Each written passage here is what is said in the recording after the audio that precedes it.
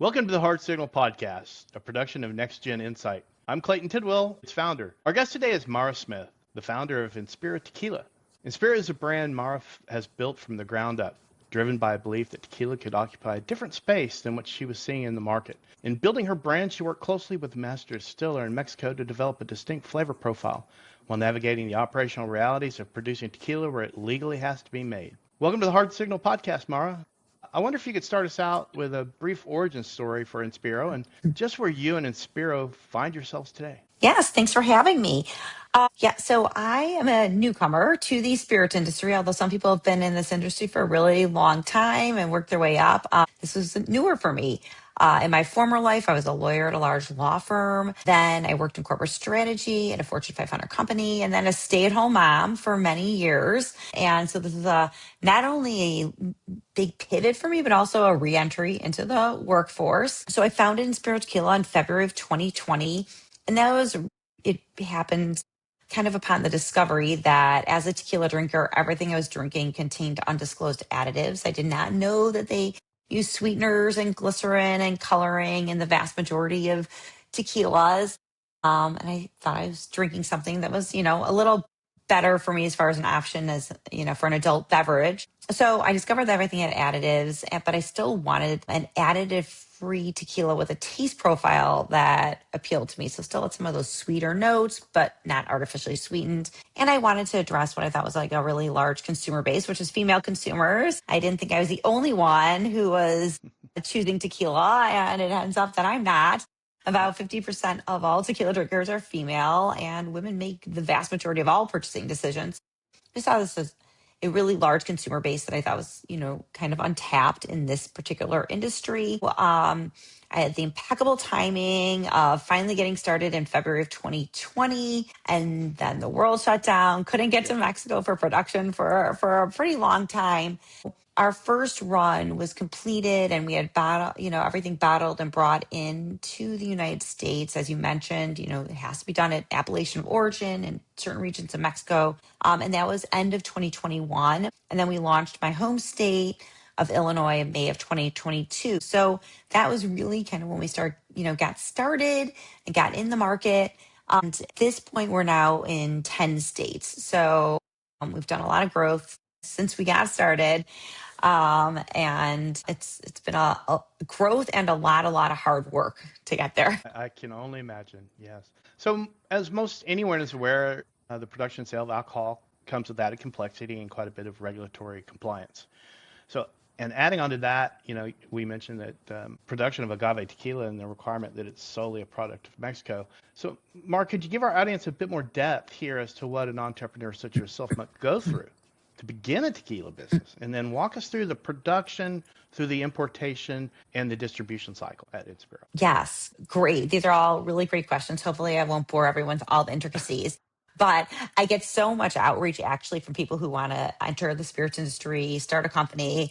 And I do think it's really important to kind of understand the landscape first. My legal background has come in handy as far as trying to figure out the complexities of this. So I'm going to start with in general, alcohol is federally regulated by the three-tier distribution system, which means that suppliers or importers like me or manufacturers, whoever makes the product or brings it in, has to sell to a wholesaler or a distributor who then sells to retailers, bars, and restaurants who then sell to the end consumer. And you have to go through all three tiers, and there's no way to circumvent that. There's no actual direct to consumer. There's no me selling direct to a retail account. You have to go through all those tiers. So that is the first part of it. It's federally regulated. And then every state has its own regulations. So it's state by state. It's like 50 different countries. You know, every state works totally differently, has its own rules and regulations. Sorry. And so depending on the state you enter into, there's control states in the country. So it means you sell to the actual state who is the wholesaler tier. So, and then, we talked about where it has to be made. So champagne has to be made in regions of Champagne, France. Tequila has to be made in certain regions of Mexico. So the first step was you have to have a distillery. Now, although there are so many tequila brands, there are not that many distilleries in Mexico. I think it's just over like 200 that produce for all different brands. Um, that was like my first step is like, okay, there were two things for me. Actually, they were kind of run in parallel. I wanted to find my own master distiller. To me, it was really important to find a female master distiller to bring this to life. Coming, a brand that's focused on female consumers, that's coming from a female perspective. It was important to me to find a female master distiller. So that was the first thing. And I read a book about all the women in tequila. It's a very small book. I was able to narrow down very easily as far as how many options there were. But so that was like kind of one of my first steps. And since I couldn't get to Mexico during COVID, I found consultants who got me in touch with Ana Maria Romero Mina. I knew I wanted her. She's a legendary master distiller who happens to be a woman, and she developed the aroma profile used in tequila and identified 600 aromas and where they come from and the production process. So I knew I wanted her. And then I needed a distillery that she can work in. So then you have to narrow those options down. For me, I was also able to narrow them down pretty easily once I thought about, okay, I want a distillery that doesn't manufacture for too many brands because I didn't want to buy bulk tequila. I wanted them to make my own tequila. I needed a distillery that would allow me to bring my own master distiller in to their, like, bring my own chef into their kitchen, right? Who would let me bring my own master distiller in. So there were like a number of requirements that I looked at as far as being able to narrow down the distillery. So that was it. And then listen, and now we talked about like federal regulations here. We talked about like state regulatory situation here. Well, like I added an extra layer just because, I guess I'm a glutton for punishment and I have to deal with the Mexican authorities too. The tequila is governed by the CRT in Mexico. They're the regulatory body. So they have to approve everything from your labels to the distillery. Every distillery has a NOM and NOM. So you have to file these agreements with the government, with the CRT there to get approved. I mean, so there are a lot of layers there. And then not only are you dealing with the federal government here, but you also have to work with the TTB, the Bureau of Tobacco, uh, and firearms. So basically, because they govern alcohol also. So getting labels approved and things like that. There was a lot there. So when we first found our distillery and our master distiller, and then we worked around like, okay, how are we going to create the taste profile? I had this, we talked about, I wanted to have sweeter notes without using artificial sweeteners. So we decided to rest our Blanco in barrels, very rarely done because most Blancos don't go into wood ever. And I wanted a unique reposado. So I wanted to age it in rosé wine barrels. So like then the next step was like sourcing barrels and getting those. Like our rosé wine barrels come from France. So I added, they go from France to California, from California to Mexico. I'd say when people ask me, like, one of the most major learnings is that the operational side of it is way more complicated. And you kind of face these things over and over. It's not like, I also had this feeling like, oh, once you do a first production run, then you're set and you never have to like worry about it again. Mm-hmm. And that is not the case. Okay, well, yeah, you're working with highly experienced distillers, but you don't control production. So when something changes, something needs to change, not quality, but the timing, or you mentioned you changed bottles recently, batch sizing possibly. What actually determines how quickly that can get done? Nothing works quickly. That's what I would say. Like even with bottles, like, right, we have a custom bottle. So now we have a new bottle supplier, but that took me 4 different attempts to find a bottle supplier who could like meet my quality, like that I wanted and get our bottle correct. So since we have a custom mold, custom design, and we wanted to switch to a new manufacturer, like getting that exactly right. Our bottle is actually patented for the design because of the design. So finding someone who could get the painting on the bottle exactly how we need it. So that was another, what you hope is that by taking the time to get it right, that maybe the process takes a long time to get that set up, but that once it's set up, you have a reliable supplier and then things can move like more quickly afterwards. But I think, taking the time to get it right is more important than, if not, you're probably just going to spend, good money after bad money, like after spending bad money over and over and over to get it right. So I think not necessarily feeling in a rush. And luckily I didn't, because we had bottles, we had production ready in the States. So I thought we could take our time and like really get it how we wanted it. but I've yet to see anything that moves really quickly and gets done really well. You're producing your bottles, or your producer is in the States? No, No? they're Okay. not. They're overseas also. Yeah, Another overseas complexity, right? I know. So As I said, what's nothing's easy. nothing's easy. Yeah, nothing's easy in tequila. What's the longest you've had to wait to get production slotted the way you want You know what? We don't really have to wait for production time. We haven't had to wait for production time. Like we can generally get production when we want. It just production time takes a long time. It's you know kind of like a quick like demand planning doesn't work in something like this where you run like just a really quick and you could do a quick run. it? Our Blanco takes like 45 to 60 days to make. So just requires a lot more foresight into like when we're going to need it because it can't just be made on demand. It's not that we can't get the timing done, although there are seasonality issues too, right? Like there are rainy seasons, there are hot seasons, like figuring out when is the agave optimal and sugar content. So you're dealing with like a natural product. The temperature can be different, the air quality, the how wet or dry it is at the time of year. So there are a lot of different factors that go into it. So I think those tend to play more into when it will work timing wise than like getting on a calendar. Like it's not like a difficult production schedule calendar because we're not at distilleries where they're like just in nonstop rapid production and like can't fit you in. Okay.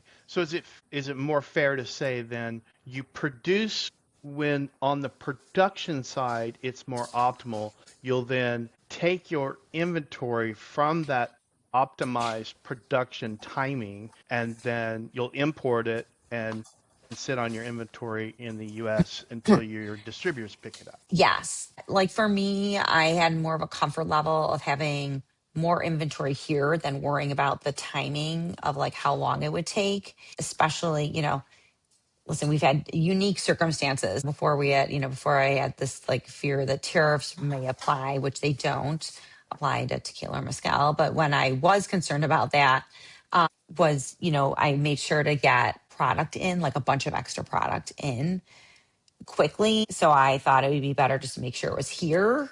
So there's like so many different factors. Kind of just depends on what is going on and like everything from the current climate and tax situation and tariff situation. So there's so many, I think, factors go into like that decision making Yeah. as far as when we went it. But for me, I thought it was just better to know that it's here and stateside and ready to go.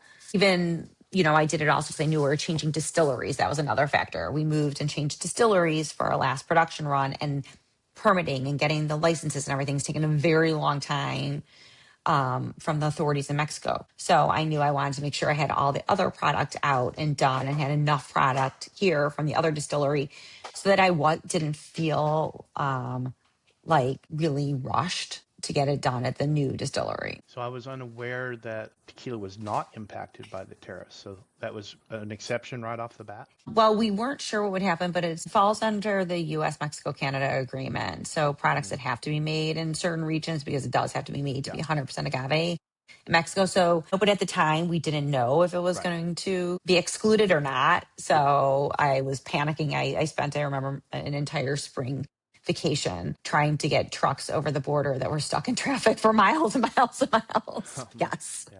Yeah. About a year ago now, right? Yes. Yeah. So, how often did that inventory you've now built up as a buffer, does that end up mismatched to what's actually selling? The distributors picking up either by SKU or by market? You know what? For us, we don't really have to match it that well. I'm going to say it's like a little bit different. Like we don't have like a lot of SKUs. So like it's very different Yeah, than you a have two consumer SKUs, product that right? has like multiple SKUs.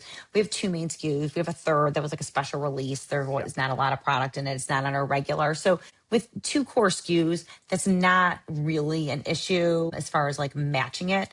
Now we look at our projections like, okay, which is going more Blanco, Reposado, what do we need to make based on aging? But the time we just brought it in. The other thing is, it's not matched that much based on distributor because we hold most product in Laredo, Texas, as it comes over the border. And then we move it to, we have 3 other warehouses in the United States that we move it to because different distributors want to pick up from different warehouses. So we kind of just do it based on what our inventory is at the warehouse. And I do it based on like, okay, where's it less expensive? It's way less expensive to store in Laredo than in New Jersey. So we're going to keep the bulk of it there until it's like, needed. So I think that's kind of how we like match it up based on like where there's a need and which warehouse needs inventory. What is your typical lead time from a distributor requesting X number of pallets or cases, let's say from your It's New fast. Jersey? Oh, yeah, they say, hey, we'd It's like to pick fast. up next week. So they'll be, yes. So their purchase orders are usually quick, but usually we are working with the distributor as far as like what the plan should look like and what we think they're going to need. Cause most of the sales we're making. So we have a much better understanding of like where the sales are going to come from than the distributor. So we're able to kind of do those projections and figure out what they'll need. And all honesty, like we're usually prepared because they're usually doing consolidations. And actually, we need them to order ahead of when they need it because when they're consolidating trucks, we just had a scenario where it's the order's been in, it was right for pickup, they missed the pickup date like over a month, and then by the time it's on a truck, it's now been on a truck for 2 weeks. I don't know where the truck's going. I could have like driven it there myself, but so it's like that's actually the bigger factor is that because they do these consolidated pickups, that's what slows things down, not our end. So your bottleneck is often your trucking between Laredo and your No, not our warehouse, trucking, our distributor not your picking out. your distributor picking up. What I meant Yeah. was not your trucking, but the trucking that's going from Laredo to the 3 warehouses? No, we No. truck Okay. from Laredo to the warehouses. No, just distributors picking up at the warehouses. Okay. So you contract independent trucking companies to move your product from Laredo to your warehouses? Okay. Yep. And you don't really have a bottleneck there. You were able to plan that out pretty efficiently. Those required They're pretty moves. quick. We usually Yeah. can, yeah, we can usually get it pretty. There's like so many, LTL options now. Like we can usually get that done pretty quickly. Ours moves a Your lot faster than these huge distributors. You would think it'd be the other way around. Yes. Well, I guess you're looking at a lot of what independent contractors are looking to fill their trucks, and so they'll low bid and get things moving quickly. Kind Is of. that I right? mean, I had a friend that was in the no, because broker trucking business, gave me a little bit of insight on that, but I honestly don't handle the freight bids at all. But okay. no, because it's like a little bit complicated. They have to be authorized to carry alcohol. Like it's not just Yeah. anybody who can like carry it and throw it in their truck. Yeah. Yeah. You have to be authorized to carry alcohol and across state lines through every state. So there are only like certain shippers Gotcha. that can, do it. Now, back to your distributors, I'm sure they're able to give you exact sales by stores, retail stores, right? But are you also getting daily retail store data? So you could say that the total wine in Patterson, New Jersey, sold, 5 bottles on No. Monday and 15 bottles on Tuesday. No, we don't No? get exit data. No one gets Yeah, you don't get exit data from like the store at the store level. The only thing we see is depletion level data from the distributor to the stores, and that we go in their portals and we can check that on a really regular basis. And we have, because as I mentioned, like we're generally doing all the sales. We have an idea of like here's how many cases they're gonna need and are gonna be required, and when we're gonna run out of stock. Is that a manual process for you to go to the distributor site and pull that data? It's not from the distributor site. It's like through, and now I'm gonna like bore everyone through VIP, but it's a site that basically just it accumulates like data from all the distributors and puts in your depletions by account and things. But it's a Okay. very specific to alcohol. No one else It's would be centrally located. understood. All right. You're not going to multiple distributors This isn't and pulling online. reports. No, Okay. All right. no. So let's see. Since you only sell to distributors and they consolidate across suppliers, at any given moment, how confident are you that what your distributors are ordering actually reflects the consumer pull versus their own inventory positioning, or do you even care? I do care, and I'm not confident because things have changed quite a bit as far as like how much inventory they want to hold. I think there was a time where distributors found themselves with like too much excess inventory. So now they keep it really, really lean. But as I mentioned, sometimes these shipping free times are so long for their consolidation that by the time they get there, we're already like, they put in these small smaller orders based on exactly what they think they're going to need. And then by the time it gets there, we're like, well, you have to put in another order because it's going to be, as soon as it hits, we already have accounts that ordered and it's get sent out. I think that's difficult, and it's difficult for small brands that don't have a lot of history. So if you go in somewhere new and they're just looking at based on historical data, okay, what did you do last week or the week before? Well, if you just started in the market, like you don't have a lot of data to use to do those projections, and because some of the lead times, and it just depends on the location and what distributor and where they're picking up from. We have some, like my home market in Illinois, we warehouse in Illinois, really close by. Like that is fast. Like they need it. It's quick. It's fast. They pick up quickly. So it just depends on the market. But yes, I don't have a ton of confidence that is for a small brand done very accurately. And did I suss out from that you're losing the visibility basically at the distributor warehouse? You're losing that visibility of their inventory and when it needs to be filled No, for the we can PO? see inventory. No, Okay. no, no. We can see inventory. Okay. All right. So kind of back to our freight economics. When you import, you want to import always with full trucks, right? You don't want to do LTLs Yes, because of right. the economics, the impact there. So how often does that freight efficiency requirement dictate when you restock your inventory in Laredo versus the actual demand, that pulls out of Laredo from your distributors? Yeah, we don't. Our production runs are not. When there's a production run and it's done and it's bottled, we bring it in. So it's not based on, like, it's not going to sit in Mexico. We Once don't have a you warehouse in basically have Mexico. an It's not, inventory large enough in once it's Mexico, done, you get a truck and you not even inventory large enough. If you do a production run and it's bottled and sealed and in cases, there's no, like, we don't have warehouses in Mexico. So it's not sitting in Mexico. We do a production run, it's bottled, it's done, and we bring it in. Just like if someone was making whatever, like protein bars here, as soon as their production run is done, they're probably, taking it unless they have like warehousing to keep it there. that implies to me then that your production runs are the size of a truck or two, like in whole numbers of trucks. You're going to make your batch Kind of. sizes like It's that, not right? it's not that exact. So like if there's a little extra, we can leave it till the next run or something, but it can't be exact because production sizes are based on production runs in tequila, which is getting very granular for people that I'm not sure how exciting this is going to be at all. For them, it's production runs in tequila are based Our on audience is in food and liters. beverage, so everybody's Okay, I was interested. like, because production runs in tequila are based on what 2 ovens of agave make in liters at 55 ABV. That is Okay. then converted to a 40 ABV. So there are like a ton of different calculations Hmm. and how much you lose in the process, but and how efficient the run is. But that's how our minimum production order is basically 2 full ovens. So it depends on your size, your oven. And like, so we equate that and can figure out about how many cases that is, what that'll be. But like you can also leave more tequila. It's not going to be an exact science like that because then you can leave Yeah. tequila, some tequila's being aged. So right. So you can leave more product that's there and in barrels and being aged because like, okay, I have a little extra than I needed for this many bottles. So you can age it. The aged product is going to come out after the unaged product because we don't buy bulk tequila.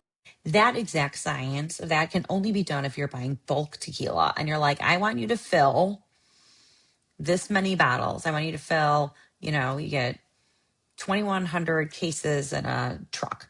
I want you to fill 2,100 cases, and that's a truck, and that's how many bottles I'm going to get you, and that's how many you fill. It does not work that exactly if you are actually running your own production runs because, okay, that those given 2 full oven fulls, if that's what we Yeah. do at a time, well, if 1/3 of that went into some barrels, could be some aged, and part of that didn't, and how efficient was that run? How much juice came out of it once you put in barrels? How much evaporated during the Hmm. aging process? So we try and do that. Like I try and put my orders in based on like, okay, and then you're also thinking about bottles, right? I have minimum order quantities for bottles by size and by type, by expression. So then I'm looking at okay, and that one's different than a truck because it's ocean carrier. So I'm like, okay, how many fit in a shipping container? So then I'm trying to match my shipping container of bottles to the run. So I have some very complicated Excel spreadsheets that Yeah. most people I find very interesting in trying to lay it out and figure it out. Most people would not, but that's how I have to like kind of equate and figure out our bottles to production at a higher ABV than what it gets converted to, and then figuring it out. But I do look at that and figure out, okay, this is how much we get if we do 2 truckloads. This is how much we'd be left. Maybe that's the part that I age, Okay. Yeah. so that that can equate. But it's a little difficult to get down to like an exact Yeah, I science think I for it to understand. match I the mean, trucks. it's an art as well as the science of Yes. distilling tequila. And I'm such a nerd. I'm going to have to take a deep dive into the science of the ovens and actually doing that distillery Thank you. myself. I love that. And it listen, and it depends on like how big your agaves are and what Uh-huh. fills different. Like we know how many tons fit in, but like we use Yeah. bigger, more mature agave. How much juice are you going to get it at? It's the reason I love it. It's like actually like a really like an art. Like there's so much like tradition. Like if you see it, it's done very artisanally. Like Yeah. it's not like this like mass production. Like you're literally there, like ovens open, you see the agave coming out. Like you're It's watching it getting handcrafted. milled. Like it is. So it's a little bit, which makes it like such a unique, special spirit, but it's also part of what makes it even more complicated because, or if you just buy someone's juice that's already done, then you're like, I want you to just, fill up these bottles. But when you don't have that, it's a labor intensive and resource intensive, right? So how much agave, how much goes into it, which is why it's understandable and why so many big manufacturers and producers, because they want to produce just tons of quantity, that's why they use additives, right? They can make Yeah. it consistent without, as much work and make it Oh, consistent every time and run huge runs of it really consistently because they use additives. It's very hard to do when you're running these like actual craft small runs. and when you drink a highly crafted tequila versus a mass-produced tequila, you can tell so easily. It's like, this is good, not so much. It's I quite love that. clear. Well, I'm a Texan, and we love our tequila down here, so I don't mess with the cheap stuff. So, kind of going back to last year Yeah. and the introduction of the tariffs, that led quickly to we've seen a decline in the dollar value of about 14 or 15% to the peso, and that led directly to you no Yes. longer being able to pay your Mexican contracts in U.S. dollars, and now you're having to um, create currency hedge contracts. Yes. Yeah. So, how often do your landed costs now differ from what you planned? Because you told me previously that you'd had pretty, locked in margins, and now this has Yeah. introduced quite a bit of, well, some uncertainty. So, how often is that now with your hedging? Hedging is an imperfect science, right? Well, first, our margins are getting better That's good. because the cost of agave has declined dramatically from when I started. So my initial contract, even though I didn't have to do any hedging because I was paying in dollars, I was also not getting the benefit of the decline in agave pricing. So now, as I mentioned, we moved distilleries. We are getting the benefit of that decline in because that's the major raw material that goes into the entire production process. So for us, there is that advantage. And one more, surprise, who knew I'd be like looking at foreign currency hedge contracts? Like that is not something I had on my radar Hmm. before, but I did notice that the pesos got much stronger against the dollar, although there was like a sudden, it's such an unknown. Then there's like a sudden dip all of a sudden one day at the beginning of last week, like, oh, that's when I should lock in. Yeah. So we're looking at that. I'd say for us, we don't do like a ton of production runs. So for us, it'll be like probably a little more manageable because I can also narrow that time frame in. Okay, here's when we're going to bottle. Here's when it's going to be ready to import, and here's the time frame that I need the hedge contract. Yeah. It has to be much harder if you need something to like last like a really long period of time. Um, but listen, that is one of the risks. And I basically took some of that foreign currency risk in exchange for getting much better agave price and not having all the price risk on me. Hmm. So there's always like a trade off. Been a silver lining in the cloud then a bit, right? Yes. So let's maybe wrap it up by going back to your regulatory burden. We've talked about you've got these you got to manage monthly regulatory filings with every state in which you do business. Obviously, your importation, the U.S. government, the Mexican government or governments, right? Maybe Jalisco as well as the federal government and the TTL. What was it called? The TTB's here. The TTB. TTB. Yeah. TTB. So where has compliance actually slowed down a commercial decision? Not just added work, but it's changed the timing or the outcome. Only on the Mexican side, I'd say, as far as getting like registrations. Like, as I mentioned, like we did a production run, our first production run in a new distillery back in like last July. And by the time they get all the permits and things, not on our side, but with this new distillery getting their permits and everything they need, there were like three different governmental entities in Mexico they needed to get things through. Oh, so they were a new distillery just getting up and running? New distillery getting up Okay, and running. So got it. they had a ton of regulatory, Mm-hmm. hoops to jump through. Mm-hmm. And then the last piece of it was like us getting our bottle labels done there, which took quite a bit of time. Even though they're like pretty much the same labels we've had forever, they just changed the gnome number, which is the distillery number on the back. But there's always something. So I'd say that on that end and something like totally out of our control, really, that's been the only like major thing that's called major delay. As far as our compliance, I'm very fortunate. I did all my initial registrations, federal registrations myself. As I mentioned, I was a lawyer in a former life. And then I have a woman who handles all our compliance, and she's an expert and done this for like really major spirits brands and is fractional for us and does it. So she's used to this. But as I said, nothing really has been a holdup, but there's always something. Literally this morning I was on, trying to call the TTB because we have they're called COLAs, COLAS, that's your label approval here. And because we have a new distillery, we have some change to the label, and we have a couple new bottle sizes. We had to submit all new labels. And we got locked out of the account, and then and then I'm trying to get through, and they need they have questions for me and security questions, and she couldn't file them. And there's like always something, right? Like even getting our account, resetting our password. So there's always something that's like Yeah. happening. It's like literally that was my warning this morning. So it's not holding us back. We get it done and we problem solve. But people have to understand, anyone who looks into this, that there's a lot of that. And you either have to have someone who really understands what they're doing, or you have a lot to do to get up to speed. You mentioned to me that you are expanding to Texas and hopefully already or soon. How much is your Should be soon. expansion? Should be soon. I'm gonna go down total. You're gonna email me. It should be at Total Wine. I'm going. Okay. Thank what's you. what's how much of your expansion pace though is gated by regulatory throughput or versus market opportunity? You're seeing some market opportunity and then you're like, okay, well I have to plan, X number of weeks to jump through the regulatory hurdles, et cetera. Yeah, that's not something that's been an issue for us because we can Okay. like usually get things filed and done pretty quickly. Our team, even though we're a really small team, we're super scrappy and we're really fast. Scrappy. I know. I get things done. Like people are like, well, you won't get it approved. And I call, and usually people are nice and you get something, you get set up in a state. So we get things done pretty quick. Put it this way, B Corp certification. We're a B Corp certified company. That is a huge process and usually takes people like 1 to 2 years. And I did it in 6 months. Like we just work tirelessly and get things done. I'd say more quickly than usual.